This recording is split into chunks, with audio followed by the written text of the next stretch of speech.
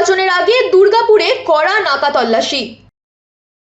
জওহরলাল নেহেরু রোডে police central ফোর্সের যৌথ অভিযান। বাইকে দুজন থাকলেই জিজ্ঞাসাবাদ।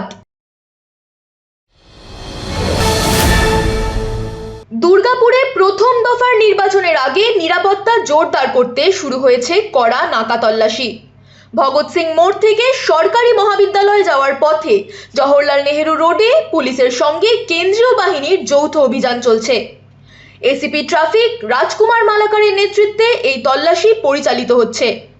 বিশেষ করে বাইকে যদি দুজন আরোহী থাকে তাহলে তাদের থামিয়ে জিজ্ঞাসাবাদ করা হচ্ছে এবং প্রয়োজনীয় কাগজপত্র পরীক্ষা করা হচ্ছে।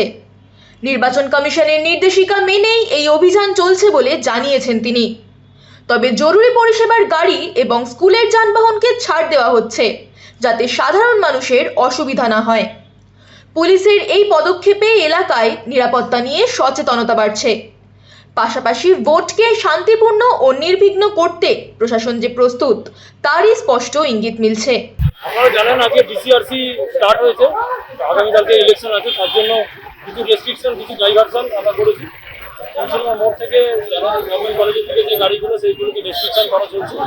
যেগুলো ইলেকশন ওরিয়েন্টেড গাড়ি আছে সেই গাড়িকেই আমরা অ্যালাউ করছি, এছাড়া কোনো গাড়িকে আমরা অ্যালাউ করছি। তার জন্যই আমরা সবাই আছি এখানে রেস্ট্রিকশন করছি। আশা করি স্কুলে বাচ্চাদের কোনো অসুবিধা নেই, তারা যেরকম আসতে যাচ্ছে তাদের কোনো আমরা কোনো রকম বাধাবিঘ্নের কোনো রকম ব্যাপার হচ্ছে না এখানে।